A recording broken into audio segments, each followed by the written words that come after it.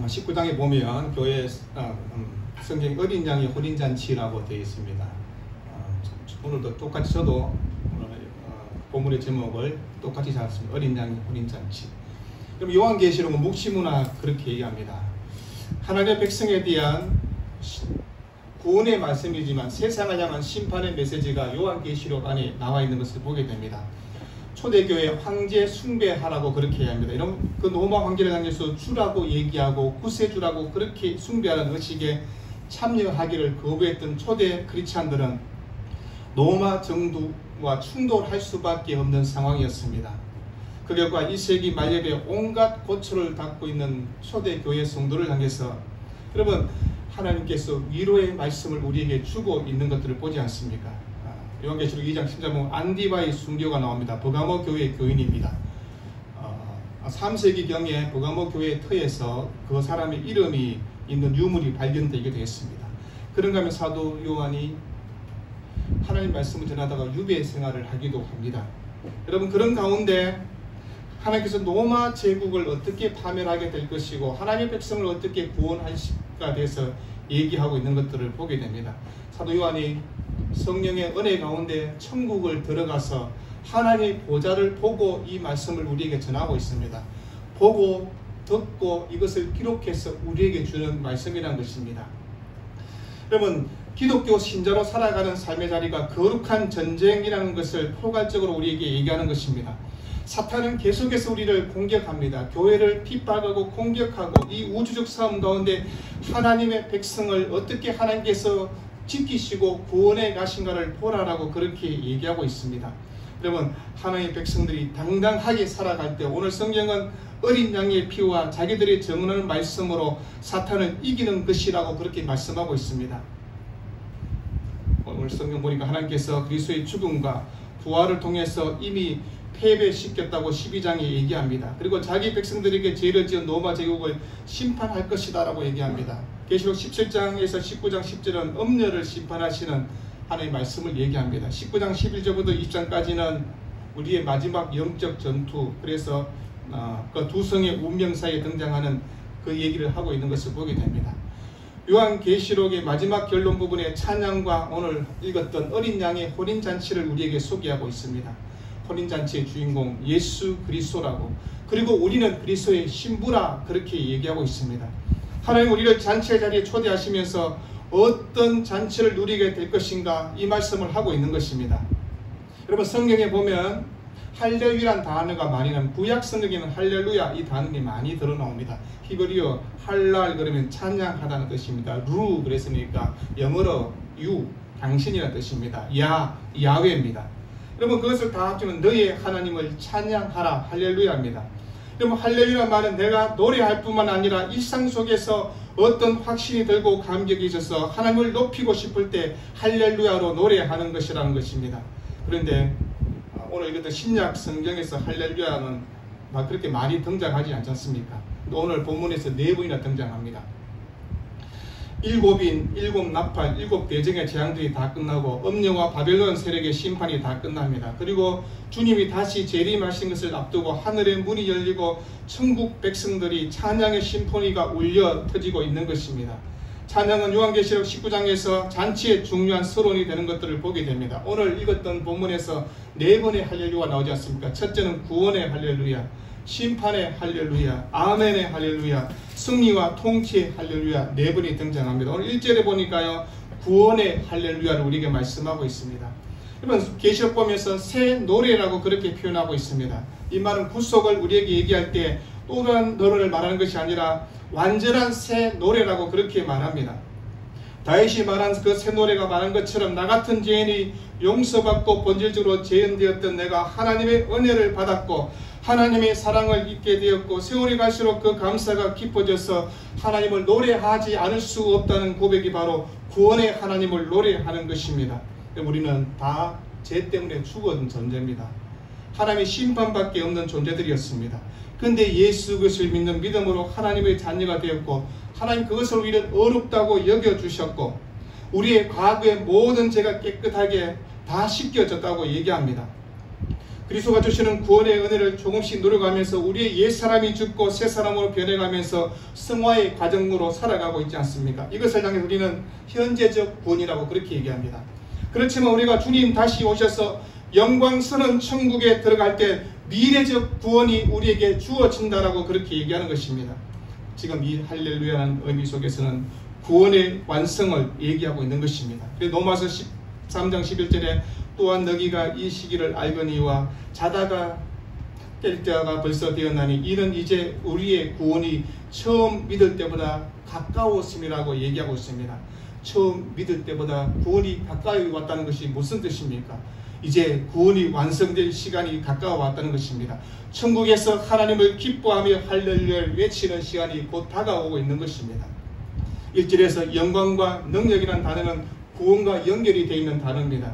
구원의 사건이야말로 하나님의 영광과 능력을 가장 놀랍게 드러내는 사건이라는 것입니다. 우리가 받은 구원은요, 지상 최대 인류의 역사 중에 가장 위대한 사건입니다. 여러분을 누가 구원해 줄 수가 있습니까? 여러분의 부모가요? 여러분의 형제가? 여러분의 자녀가요? 아닙니다. 할 수 없잖아요. 하나님께서 예수를 통해서 우리에게 구원의 역사를 만들어 주셨지 않습니까? 이게 인류의 역사 가운데 나에게 다가온 가장 큰 역사입니다. 뭐 대통령이 어떻고 정치 얘기 이런 거 암만 얘기해도 전혀 쓸모 없잖아요. 영향가 없는 얘기입니다. 여러분, 내 인생의 가장 놀라운 일. 그런데 여러분, 이런 구원의 은혜가 신앙생활을 오래 하면 더 커져야 되잖아요. 30년 한 사람보다 50년 된 사람이 구원의 은혜가 더 커서 기뻐야 되는데 또 그렇지 못한 경우도 우리가 보기도 합니다. 여러분, 그러나 이 땅에서 내가 태어나서 인생의 가장 큰 기적이 뭐냐? 예수님을 만나는 것입니다. 그리고 예수와 만나서 구원받은 하나님의 백성으로 살아가는 것이라고 얘기하는 것입니다. 영원한 죽음에서 생명으로 옮겨진 사건, 내가 하나님의 자녀가 되었고 하나님 주신 권세 가운데 살아가고 있다는 것만큼 영광스러운 일은 없다고 얘기하는 것입니다. 우리가 천국에 다 가게 될 것입니다. 그러면 천국에 가면요, 우리가 진정으로 구원의 할렐루야를 외치는 그날이 옵니다. 지금은 우리가 희미하게 합니다. 완전하지 못하고 그림자처럼 그렇게 할 뿐입니다. 그렇지만 오늘 읽었던 2절과 3절에는 두 번째 하나님을 찬양하면서 심판의 할렐루야를 우리에게 말씀하고 있습니다. 하나님의 공의로운 심판이 있다는 것입니다. 여러분, 이 땅을 살아가면서 잘못된 모순과 허무와 불화시 속에서 수많은 억울한 일을 당하면서 우리가 살아가는 것이 우리 인생입니다. 때로는 왜 나만 이런 큰 고난을 당해야 되냐고, 왜 나만 이런 일이 있느냐고, 아니 안 있던 굴뚝에 연기가 나는 경험을 하는 것이 우리의 인생이기도 합니다. 분명히 잘못된 것이 더 큰 소리를 치고 있고 우리의 심령을 억울하게 하는 일들이 있지 않습니까? 내가 하지 않은 일, 하지 않은 말을 했다고 하면서 힘이 없는 우리가 사람들에게 무시를 당하며 억울하게 짓밟리고 사람들에게 큰 엄해 속에 있을 때가 있습니다. 여러분, 한 사람 한 사람 삶을 살아가면서 왜 억울한 일이 없겠습니까? 사회적으로 모순된 부조리한 일들이 얼마나 많이 있는지 모릅니다. 불의와 악행을 저지른 자들이 더 잘되는 것들을 보지 않습니까? 기회는 균등하게 정의롭게 공정하게 외치는 대통령이 그렇게 살고 이러냐 하면 그렇지 못한 일들을 우리가 보지 않습니까? 이 땅에서 완전한 정의를 기대할 수는 없습니다. 여러분, 인간의 판단이 완전하지 않을 뿐만 아니라 악하고 뒤틀려지는 세상이라는 것을 보게 됩니다. 그러나 마지막 날 하나님이 심판하실 때 그 판단은 한치의 오차도 없이 정확하다는 것입니다. 한 사람도 어김없이 모두가 승복할 수밖에 없는 정의로운 심판이 된다고 얘기하는 것입니다. 하나님은 정의의 하나님, 공의의 하나님이기 때문에 그래서 그 하나님을 찬양한다는 것입니다. 하나도 예외 없이 공정하고 합당하게 명백하게 심판하실 하나님을 우리가 할렐루야로 노래하는 것입니다. 하나님의 판단은 불꽃과 덕같이 정확한 판단이 될 것이며 한 사람도 여지없이 모두가 거기에 승복하게 될 것이라고 얘기하는 것입니다. 여러분, 하나님은 공의의 하나님, 심판의 하나님입니다. 사랑의 하나님이 맞지만 우리를 심판하실 때는 철저하게 심판합니다. 특별히 자기 종들의 피를 그 엄녀의 손에서 갚으셨도다고 그렇게 합니다. 갚을 것이다가 아니고 갚으셨도다고 그렇게 표현한 것이 무엇입니까? 여러분, 복음으로 때문에 예수 때문에 온갖 박해와 고초를 당하고 죽음당하는 성도들을 하나님께서 철저하게 갚아주시겠다고 얘기하는 것입니다. 이 땅에 우리가 살아가면서 억울해 분노했던 것, 삶의 자리에서 이런 일이 어떻게 생길 수 있느냐고 가슴 쳤던 일들, 세상의 권세 앞에서 우리가 너무나 무기력하게 보였던 날, 그러나 최후의 심판 그날 하나님께서 우리를 영광스럽게 만들어 주시면서 그 억울했던 모든 눈물들을 다 씻어 주신다고 얘기하는 것입니다. 그럼 17장과 18장 보면 마귀의 사주를 받아서 세상 권세를 장악했던 음녀 바벨론의 추악한 실체를 보았습니다. 여러분, 돈과 음란과 폭력과 거짓으로 가득한 음녀 영이 세상이 가득하여서 사람들을 타락시키고 하나님의 교회를 핍박하지 않습니까? 그들의 손의 역사가 움직여지는 것처럼 보이고 그들의 손의 역사가 모든 것이 만들어지는 것처럼 느껴집니다. 교회를 핍박했던 어둠의 권세가 영원한 심판의 불에 던져지는 것을 보면서 흰옷 입은 수많은 천국 백성들이 승리의 할렐루야를 외치게 된다고 얘기하는 것입니다. 4절에는 아멘 할렐루야 그렇게 얘기합니다. 여러분, 교회에서 가장 많이 사용하는 단어가 뭘까요? 아멘 할렐루야지 않습니까? 저희 교회야 제가 얘기한다고 여러분이 아멘 제가 마음속으로 하라고 얘기합니다. 여러분이 그냥 제가 설교하는 말이 아멘 그러면 제가 놀래가지고 그러니까 아멘 할렐루야를 마음속으로 하시되 교회에서 가장 아멘 할렐루야 많이 사용합니다. 아멘, 나는 진실로 그렇게 되어줄 것을 내가 믿습니다라고 얘기하는 것입니다. 내가 기도하고 난 다음에 왜 아멘으로 끝을 맺습니까? 내가 기도한 거 그대로 이루어질 줄 믿습니다라고 얘기하는 것입니다. 여러분, 내가란 말을 내야 됩니다. 내가 기도한 그대로 이루어질 줄 믿습니다. 이게 아멘 할렐루야를 얘기하는 것입니다. 그러면 하나님께서 시작한 구속의 시작, 하나님이 작정하신 계획들, 그것이 이루어질 것을 내가 믿습니다가 아멘 할렐루야라고 얘기하는 것입니다. 시간적으로 기록되어 있지는 않았으나 이루어진 것과 같은 그런 사실을 확신하면서 하나님을 향해서 할렐루야를 외치는 것입니다. 이 땅에서 신앙생활을 하면서 우리가 얼마나 아멘을 하고 있습니까? 이루어지지 않은 기도 제목들이 많이 있잖아요. 사실 기도했는 것보다 응답되지 않는 것들이 더 많다고 얘기할 수 있을 것입니다. 그러나 주님께서 다시 오시는 그날 모든 심판이 이루어지고 하나님의 모든 정의가 드러날 것이며 우리의 구원이 완성되면 이루어져야 할 모든 기도 제목이 완벽하게 이루어지는 것들을 보게 된다는 것입니다. 그것을 보면서 성도들이 너나 할 것 없이 다 아멘 할렐루야로 그렇게 외치게 된다는 것입니다. 그러면서 본문 6절에는 승리와 통치의 할렐루야를 외친다고 했습니다. 하나님의 통치하심, 하나님의 경영하심, 하나님의 운영하심에 대한 찬양입니다. 여러분, 이것을 믿고 우리가 하나님을 계속해서 노래하는 것입니다. 전능하신 하나님이 지금까지 역사를 다스려 왔던 것처럼 앞으로 우리가 이해할 수는 없었지만 하나님의 승리 가운데 세상이 다스려지고 있다는 것들, 우리의 역사적 모든 사건들이 하나님께서 퍼즐 조각을 하나씩 맞추어 가고 계신다는 것, 최후승리의 놀라운 장식을 우리에게 보여주신다는 것. 여러분, 퍼즐 딱 던져놓으면 하나씩 보면 뭐가 뭔지 하나도 모르잖아요. 제 소녀를 또 자랑하겠습니다. 제 소녀가 퍼즐을 참 잘 맞춥니다. 할아버지 보라고 해가지고 지가 퍼즐을 다 던져놓고 다 맞춥니다. 그러니까 제가 아유 우리 시연이는 할아버지도 못 맞출 일을 네가 잘하고 있고 막 합니다. 바보죠 제가. 다른 데도 다 그래 하는데 근데 저는 제 눈에는 얼마나 똑똑한지 모릅니다. 근데 하나 보고 퍼즐 보고 어떻게 다 알겠습니까? 맞추다 보니까 퍼즐이 완성되면 이 그림이네. 인생도 그렇습니다. 지금 당하는 고난, 억울한 일, 아픔, 질병, 사고 하나 보니까 잘 이해 못합니다. 그럼 우리가 천국 가는 그날 주님 앞에 서는 날 그 퍼즐이 완성되잖아요. 주님이 이렇게 하시려고 했구나. 내가 이해할 수 없었던 일들, 내가 생각하지 못했던 일들, 이 모든 것들이 퍼즐 안에 맞추어진다고 얘기하는 것입니다. 그리고 하나님의 섭리가 모든 역사 가운데 고통과 억울했던 모든 삶들, 이것들을 이해하고 하나님께서 이렇게 하셨네라고 깨닫는 그 순간이 있다는 것입니다. 그러면 천국에서 우리가 모두 함께 무릎지면서 고개를 끄덕인다는 것입니다. 그러네. 그래서 그랬구나. 내가 그때 그걸 잘 몰라서 하나님을 원망하기도 했는데 참 내 부끄러운 모습이었네라고 얘기할 것입니다. 구약성 이사야서 55장 9절에 하늘이 땅보다 높음같이 내 길은 너희의 길보다 높음이요 내 생각은 너희의 생각보다 높음이라고 얘기합니다. 하나님의 생각이 더 높습니다. 그런데 우리가 마음대로 하나님의 생각을 판단하지 않습니까? 여러분, 우리가 살아가는 삶의 자리에서 여전히 어둠의 세력들은 계속해서 우리를 공격해 올 것입니다. 하나님의 선하신 통치를 방해하고 하나님의 사역을 방해하는 일들은 있을 것입니다. 그러나 이 땅을, 이 역사를 누가 다스리고 있는가를 보라는 것입니다. 여러분, 죄 많은 세상에 살면서도 옛사람과 우리가 계속해서 싸워야 되지만 그러나 이제 주님의 다스림과 주님의 통치 가운데 살아간다는 것입니다. 세상 제국이 완전히 사라지고 하나님의 나라만이 가득한 천국의 세상으로 우리가 갈 것이라고 얘기하는 것입니다. 그때는 육적인 영적인 모든 전쟁은 끝나게 될 것입니다. 여러분, 할렐루야는 이 네 가지 속성과 영역 속에 우리의 인생 전반이 다 걸쳐져 있다라고 그렇게 얘기하는 것입니다. 그래서 우리가 하나님을 찬양하고 노래하는 것입니다. 아무리 억울하고 마음이 답답하고 고통스럽고 아파도 수많은 스트레스와 마음속에 요동치는 일이 있다 할지라도 하나님을 찬양하라는 것입니다. 눈물의 시간에도 하나님을 찬양하는 것입니다. 질병의 고통의 시간에도 하나님을 찬양하고 노래하는 것입니다. 왜요? 그 찬양에는 놀라운 하나님의 능력이 있기 때문에 그렇습니다.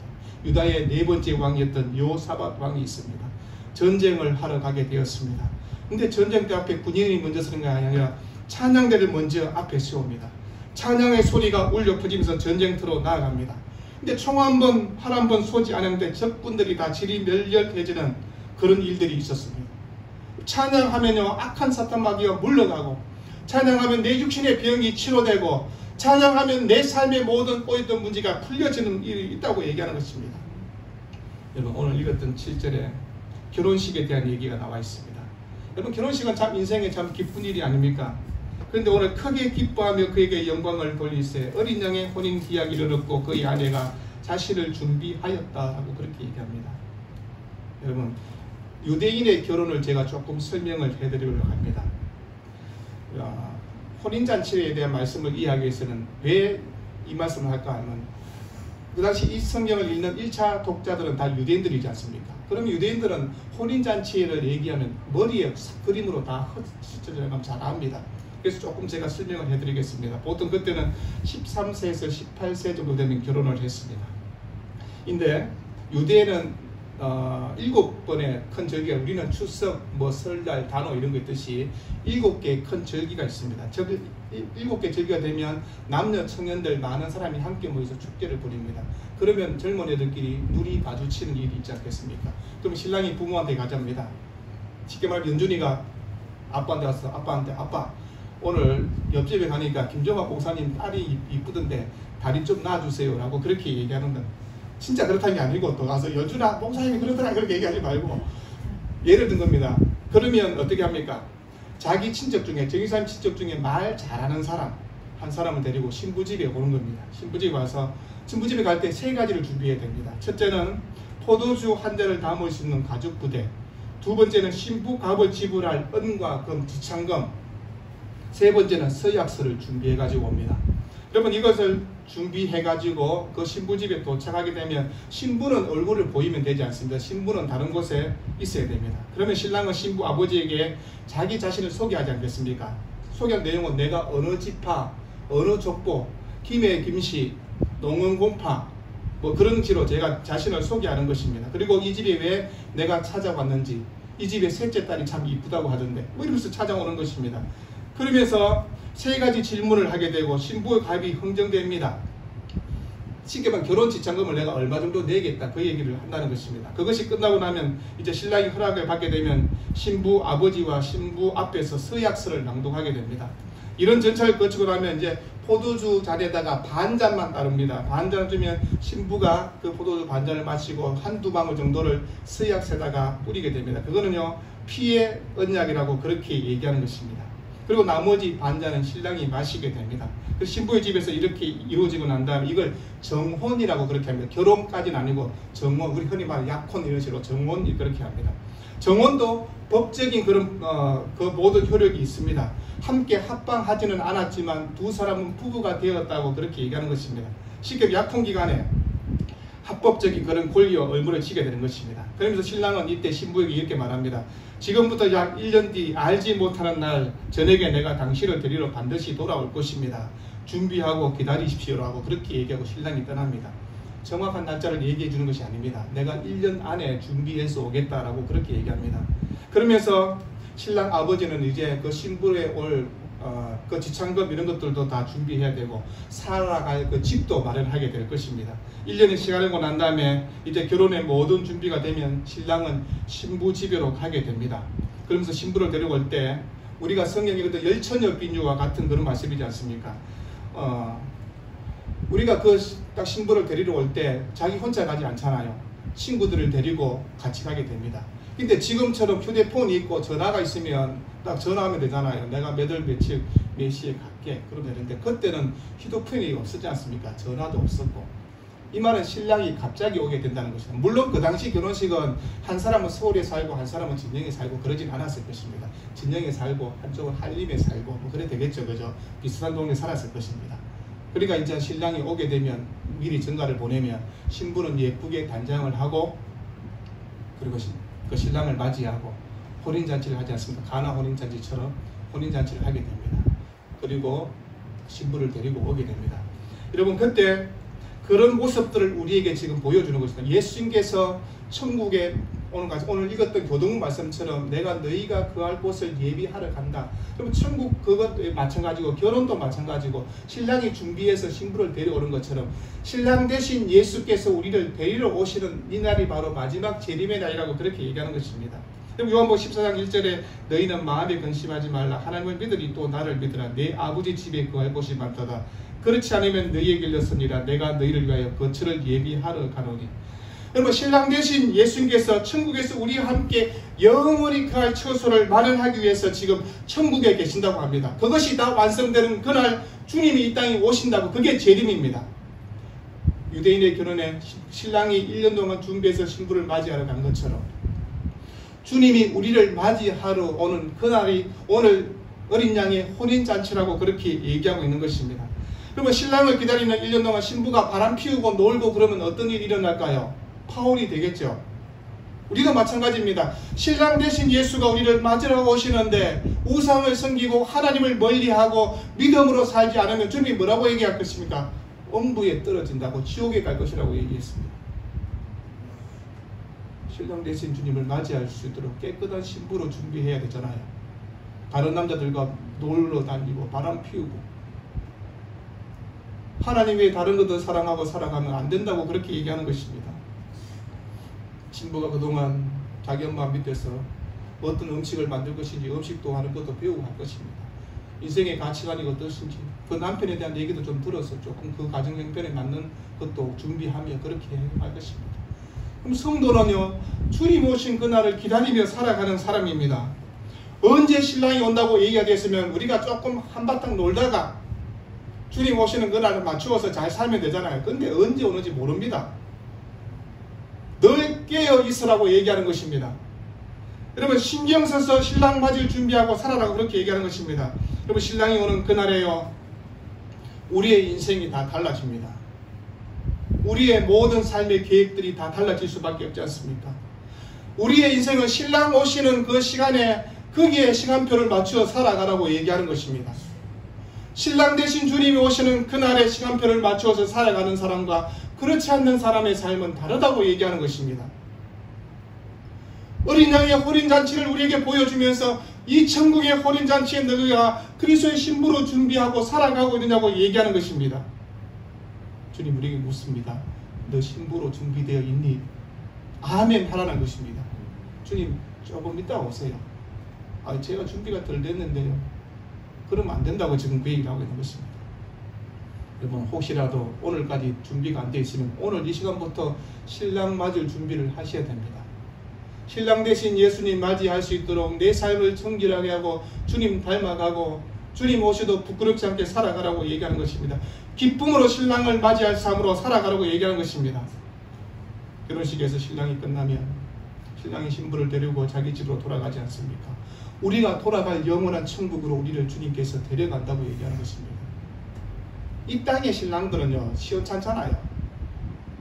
이 땅의 신랑들은 속도 썩이고 눈물도 나게 하고 아프기도 하고 그냥 막 헤어졌으면 좋겠는데라는 생각이 들기도 하고 그럼에도 불구하고 신랑 대신 예수님은 그렇지 않습니다. 여러분의 신랑하고 비교하시면 안 됩니다. 우리의 주님 신랑 여러분 우리가 주님의 어린 양으로 그리스도의 신부로 준비되어 살아가는 것 잔치를 벌이는 그날 그곳에 우리가 기쁨으로 들어갈 수 있는 그것을 준비하라고 얘기하는 것입니다. 아무리 오늘이 고단하고 힘들고 어렵고 그래도 신랑이 오면 문제가 다 해결되는 것입니다. 우리의 인생에 꼬였던 문제들, 눈물, 신랑 오는 그날, 우리 어릴 때 그잖아요. 애들 때리면, 동네 선배들이 때리면 있어봐라, 우리 아버지 오면 내가 일러줄기라. 여러분, 우리 주님이 오시는 그날에 나의 억울했던 삶의 모든 눈물들과 아픔과 이해하지 못했던 삶의 모든 일들을 주님이 오시는 그날 다 해결해 주실 것입니다. 그럼 신랑 맞을 준비를 되어 있습니까? 그럼 신랑 맞을 준비가 안 되어 있는 사람은요, 오늘 영화 보러 가면 안 됩니다.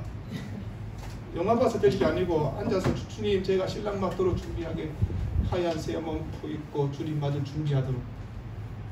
우리의 소망은 오직 예수 그리스도밖에 없습니다. 여러분의 남편이 소망이 되지 못할 것입니다. 우리의 자녀들이 소망이 될까요? 무슨 자녀가 소망이 됩니까? 속만 안 썩여도 감사할 일입니다. 여러분의 남편이 속만 안 썩여도 감사할 일이지 무슨 소망이 됩니까? 주님이, 하나님이, 예수 그리스도가 우리의 소망인 것입니다. 여러분, 인생의 고단한 걸음이지만 힘을 내시고 신랑 되신 주님 맞이할 수 있는 기쁨으로 살아가는 여러분 모두가 되기를 우리의 주 이름으로 축원드립니다. 기도하겠습니다.